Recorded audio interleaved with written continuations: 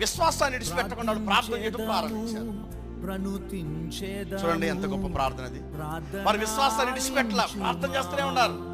మనమైతే ఏం చేస్తామా? ఎందుకు ఈ భక్తి? ఏమైనా లాభం ఉందా? మేము ప్రార్థన చేశాం కానీ ఒక్క మేలు జరగలేదే. మేము ప్రార్థన చేసాం కానీ మాకు బిడ్డలు కలగలేదే. మేము ప్రార్థన చేసాము కానీ ఎందుకు మమ్మల్ని దేవుడు చిన్న చూపు చూస్తున్నాడని కొనుక్కుంటాం కానీ ఎక్కడే జీవితంలో కొనుక్కోలేదు.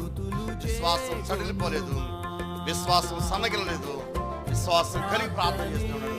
ఒకే మాట అడిగారయ్యా, అబ్రహాంకి వృద్ధాప్యం ఇచ్చింది దేవుడు, మాకివ్వలేవా అన్నారే తప్ప, ఆ విశ్వాసంతో బ్రతికారు తప్ప, ఆ ప్రార్థన చేస్తూ ఉన్నారే తప్ప ఏనాడు కూడా దేవుని పైన సొనగల. మనమైతే ఎంత అంటామో, యేసయ్యానికి ఇన్ని కానుకలు ఇచ్చాం, ఇంత పరిచయం చేశాం, ఒక్కసారి నన్ను జ్ఞాపకం చేసుకోలేదండి, మా బిడ్డలు ఏమయ్యారు, మాకు బిడ్డలు ఎందుకు ఇవ్వలేదు నాయనా అని. నువ్వు నిజమైన దేవుడు అయితే మా కార్యం చేయి.